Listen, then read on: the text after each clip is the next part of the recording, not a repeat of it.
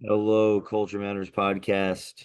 Before I introduce the topic for today, here's a quote that fits perfectly with our episode. There is a story in Nietzsche that goes something like this.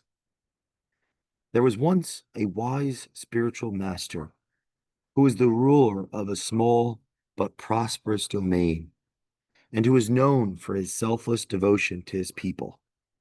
As his people flourished and grew in number, the bounds of this small domain spread, and with it the need to trust implicitly the emissaries he sent to ensure the safety of its ever more distant parts.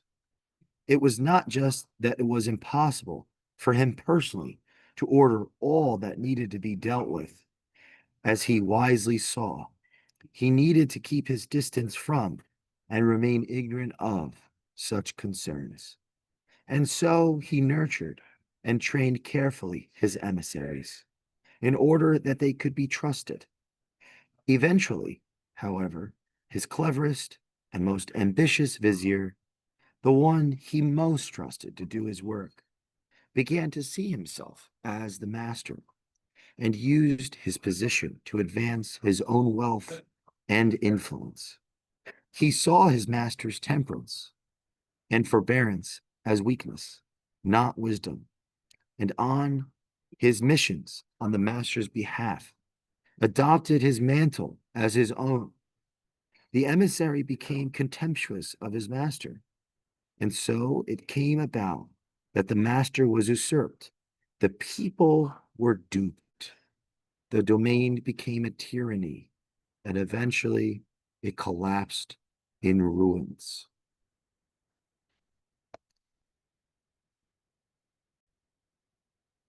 Wow, there is a lot here. Can you relate to this? Have you been the master? Have you been the emissary? Are you in this position right now as we speak?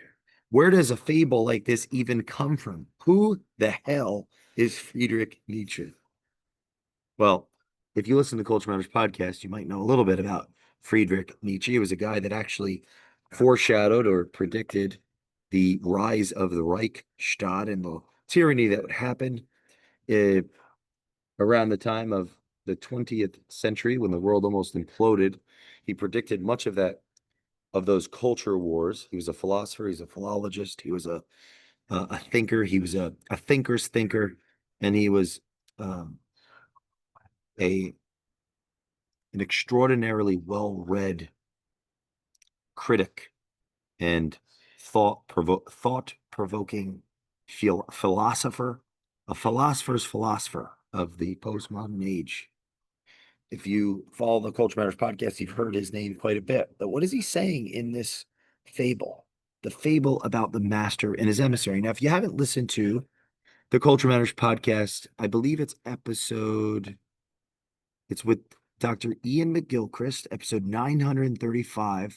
We go into the master and his emissary a little bit and this fable from a neurological or neuropsychological and cultural lens, because Dr. Ian McGilchrist has an entire book called The Master and His Emissary, The Making of the Western World, where he's actually making an argument for how the right and the left hemisphere complement, inhibit, work with, and through one another, through ourselves. So if you're interested in taking this show to another level from a neurological perspective, a cultural lens, go listen to that episode and go down the rabbit hole, episode 935 with Dr. Ian McGilchrist.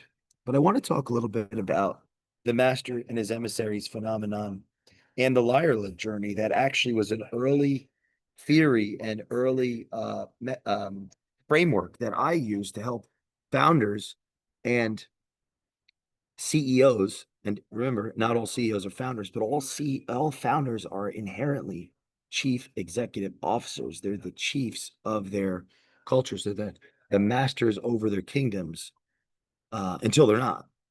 I use this Lyre journey as a methodology, as a framework to help business owners re-clarify their vision, reorient themselves among their people, become re-engaged in their businesses, act out a higher degree of personal responsibility as a consequence of becoming clear on their core values, what their organization stood for, and why, how they and their people were expected to show up in their behaviors to best serve the customer. That process of conceptualizing the liar-led journey, early on in my career as a culture advisor, business consultant, investor, and so on, was an interesting, was actually me uh, attempting to conceptualize this fable without ever having come into contact with it through my own hero's journey as an entrepreneur, a business owner, and so on, outlining the phenomenon that I had actually experienced and observed in small business, working in businesses since I could ever remember, that there was this natural tension that would inevitably arise between the mentor and the mentee, between the subordinate and their boss or their authority. It's in so much of the management literature that people don't leave companies; they don't always. People don't leave. The adage is people don't leave companies; they leave their boss. They leave bosses. They leave their superior. And the truth that lives within that statement is, and it's more complicated than that, because at least the solution to that problem, right? When the company loses its sense of spirit, loses its awareness and awareness and dialogue around its story and its purpose, and doesn't reinvest into its people, not just from capital, from time and engagement, that has a trickle down effect that negatively impacts, in my estimation, the relationships of that mentor mentee dichotomy that lives within organizations, that subordinate to boss. That actually, there are factors that are beyond the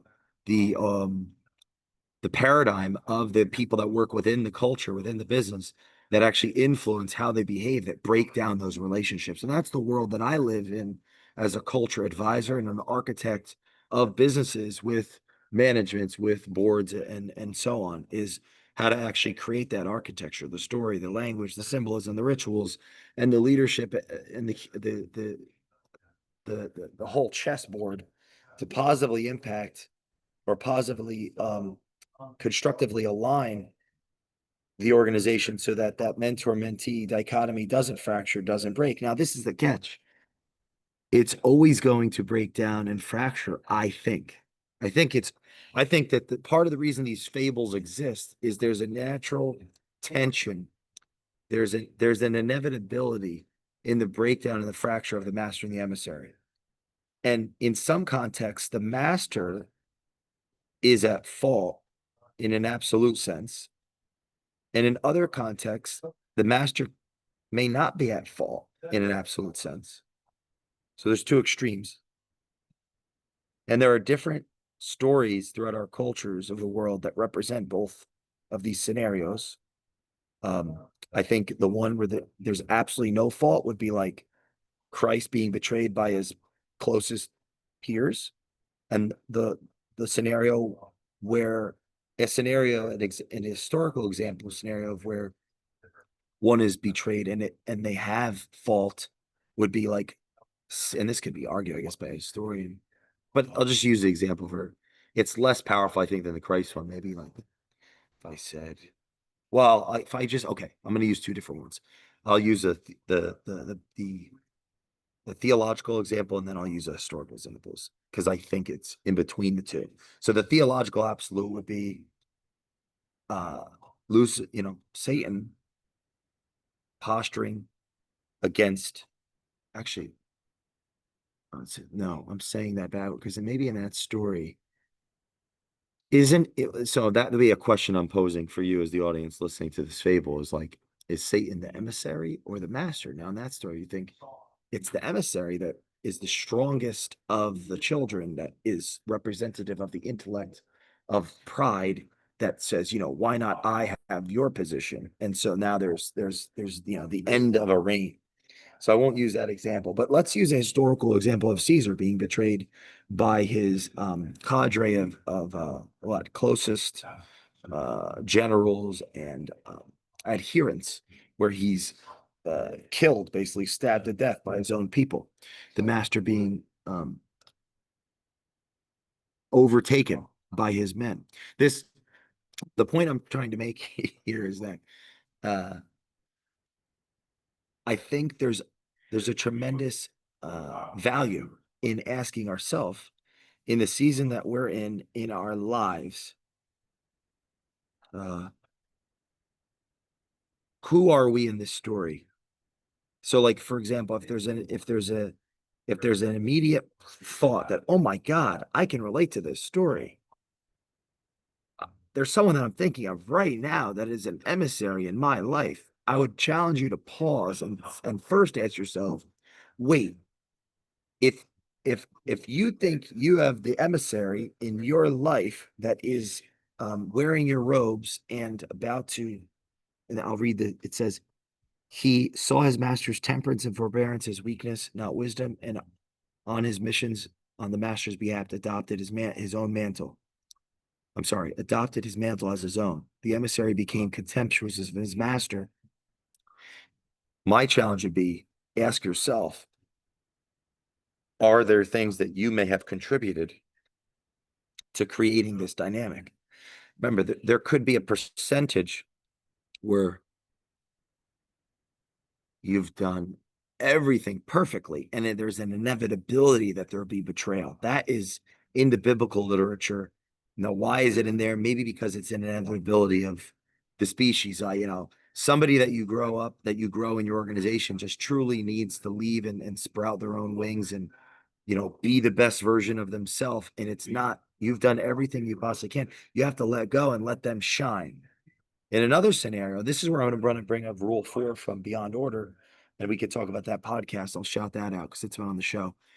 You may be a leader in a season where you haven't been as engaged as you think you've been, and you've sown the seeds of emissaries rising up. See, in this story, and this is why I think it complements the Peterson story. It's so psychological. It complements the Peterson story that he's popularized around Osiris and Seth and Horus from the Egyptian myths, where essentially the leader, Osiris, has abdicated leadership. And now Seth has risen up to kill him. Those two stories, the story, the fable by Nietzsche and the story by the Egyptian myth, they complement each other. They fit like a puzzle expressing two sides of the coin. And the most interesting thing about that is I think Dr. Peterson and the Gilchrist complement each other. It's like at such a deep level, like McGilchrist's work as a framework or like I don't know, a meta film around Peterson's practical, pragmatic rules and working thesis of maps of meaning. And I think they complement one another like so deeply in this meta culture where we have East versus West in the world. But that's a podcast for another day. But where I'm going with this, if you haven't listened to the Culture Matters podcast, let's see if I got the Culture Matters podcast. So I already shouted out episode 935 of Dr. Ian McGilchrist. If you're interested in this conversation, you have to go listen to that podcast. But you should also listen to my Beyond Order series, all 14 episodes. I don't know, it's in the 900s. But there's rule number 4, which is notice that opportunity lurks where responsibility has been abdicated. Here it is. I just found it. No, I didn't. Here it is. Rule 4. It's episode 909, season 76 of the Culture Matters podcast. It's rule 4. Notice that opportunity lurks where responsibility has been abdicated.